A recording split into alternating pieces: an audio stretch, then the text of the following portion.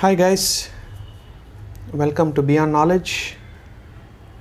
Um, Today I would like to discuss about human resources as a field of knowledge, as career for somebody.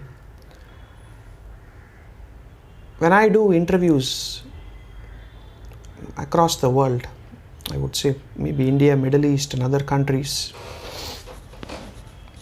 I see that people want to get into HR, human resources, at some point of time in their life. There is no proper reason why they want to get into HR. Some people just get into HR just like that. They might be very good in their communication. They might be very good in their interpersonal skills. And some others would plan for a career in HR. They want to become an HR person. They are very sure about it. Sometimes it happens by chance, where I've seen people moving from different departments to another department. If you want to go into HR, you can go. There is a position open. Okay, let me try that. I was into operations. I was a salesperson, and then I moved into HR. But what is surprising here is that a lot of people want to move into HR these days. And the reason what I hear from people is that I'm good with communications. I like people. It's a 9-to-5 job. A lot of people do their bachelor's in engineering. They do their master's in engineering. Their parents want them to become, software engineers. They can go to countries abroad and make a lot of money. So basically the IT people would fall under the technical category, where their pay is more than HR person. At least in the countries that I've seen, people who do jobs where they have a technical knowledge and skill are paid more. So when I do interviews, I come across people saying that I want to get into HR. It's a 9-to-5 job. It's a cool job. I can leave home early. There is no much tension, and they would have done their bachelor's in engineering, master's in engineering. Now, these are very expensive courses to be done in India. If you want to do engineering, you need to invest a lot of time and energy, and you need to pump a lot of your money, your pop's money. At least in India, I think parents fund their children, till they complete their master's, graduation or engineering. And once they complete their bachelor's in technology, BE or MTech, they have already spent a significant amount of time learning about things in engineering. And when they want to get into a job, some people get into maybe a software job, a coding job, a programmer, a developer job for 2 years, testing. And they feel that they are not the right person to do this job, and they want to get into HR. Or some people, after completing their engineering, they get into HR. What I want, people to be sure about is that you need to understand the pros and cons of working in, in human resources or in IT. If you think that the HR job doesn't involve any stress, it is a 9-to-5 job, well, I would like to say no to it, because somebody who's technically good, and don't quote me on this, somebody who's technically good might not be good with people. Somebody who is extremely good with people might not be good with technology. If you're good in both, you are great, if you can juggle different hats. So few human resource folks that I know of are very good in dealing with issues. They can handle severance related issues. They can handle terminations. They are good in restructuring the size of the company. They are good with payroll. They can deal with data, but they may not be good technically. Few other technical people, they are very good. Technically, they are very good. Analytically, logically, they can write programs. But if you ask them to work in a team, they are not able to do so. If you leave them alone, they can do. So you need to first analyze what is your personality, what is your plus and minus, what what is your nature, what do you want to do before getting into HR. Not just apply for HR job, okay, I'm done with coding, I can't do coding anymore, get into HR, and then say that, you know what, if I was working in IT, I would have got maybe 2 times paid more, I would have been to projects abroad, across the world, IT people are in demand, and all those stuff. So you need to understand that human resource is a non-technical field, but HR is inevitable to any organization. At one point of time, you need to have an HR to take care of things, to deal with government, to deal with the statutory compliance related stuff, and obviously the HR exists to run the business. So they are mutually rewarding each other.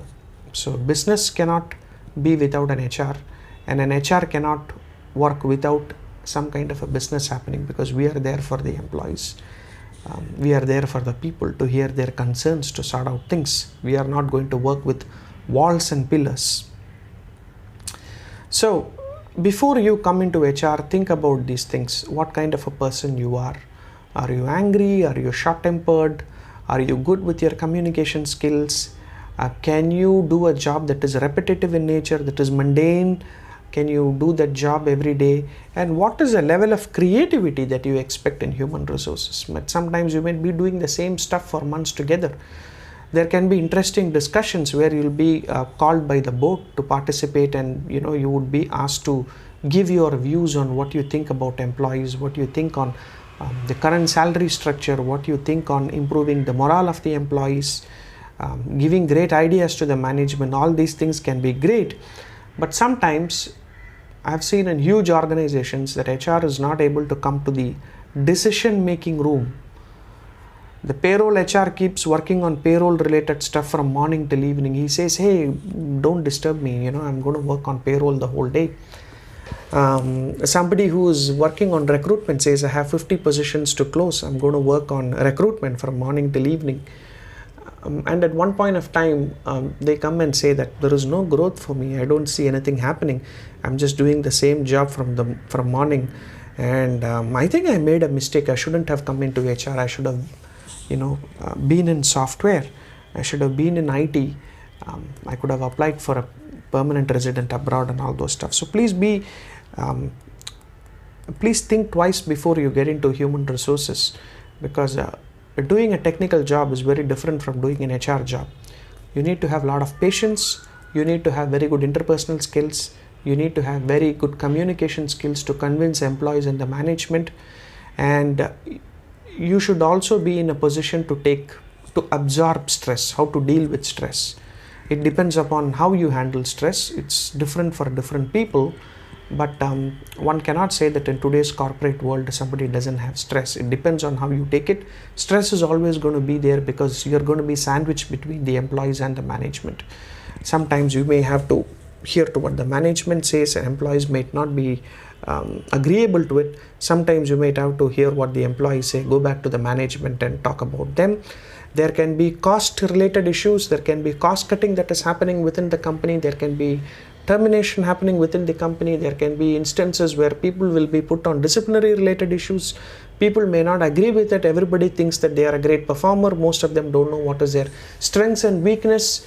So you'll have to deal with all these things, and sometimes HR becomes the villain, or people point at him saying that he's very close with the management, he doesn't support employees.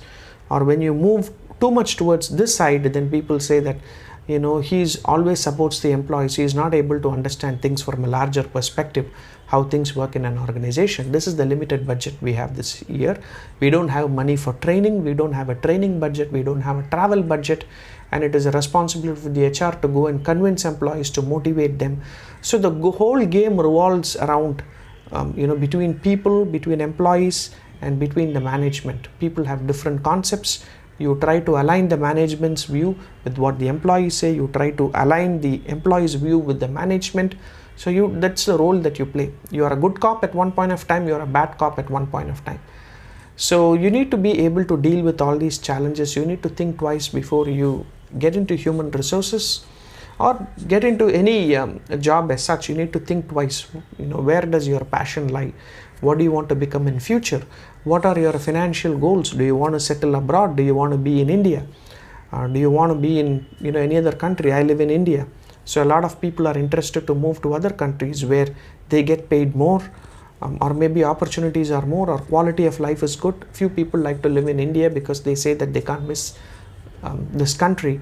So you need to be very careful about it, because I see people standing nowhere at some point of time in their career.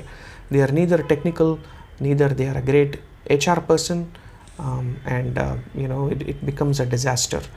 The reason why I'm making this video is because a lot of people want to move into HR. So when I do interviews, I see a lot of people who have already done their bachelor's in engineering, BTech, MTech, mechanical engineering, automobile engineering, electrical engineering, civil engineering, and one sudden day they say that they want to be in HR. They like, and the reason is that I like people. I love to talk with people. HR job doesn't involve just talking to people. Yes, you talk with people. When you're a technical person, you may talk with your computer, you might talk a different language, but HR people are responsible for various things within the company. Your emotional intelligence needs to be very good.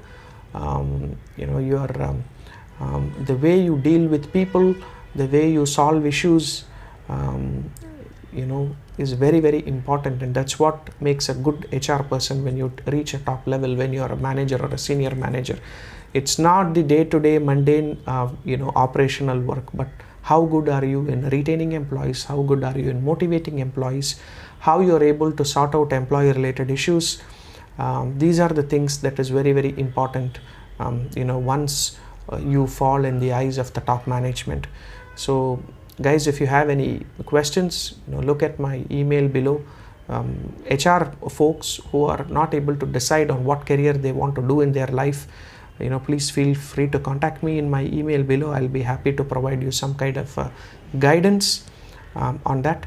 And think twice. Think what is your personality, what's your DNA, what you want to do, what is your financial goals, what is your plus and minus before you get into HR. Because you can't spend 3 years in HR and then say I want to become a technical person. You can't spend a decade in technology and say that you want to become an HR person. In some countries it works. In Europe and US it works. In some other countries people are free to move from one job to the other, but in some other countries it's quite difficult when you want to move from one job to the other. When you want to take a different stream, they're going to look at your experience, what is the knowledge you have gathered about the subject, how you can handle issues. So let's say somebody getting maybe $120,000 as a software engineer, if he gets into HR, he might get paid maybe $80,000 a year or maybe $60,000 a year, and he cannot join as a manager because you need to be strong with the concepts. There are a lot of things that you learn with practice. So it's not a very, very easy clerical job that you can come and do and go back. It will involves a lot of other things which you have not thought about to become a successful HR. So monetary aspect, emotional stability, your own personality, your financial goals, these things should be thought out very well before getting into HR. See you in my next video, and please subscribe my video. Thank you. Bye.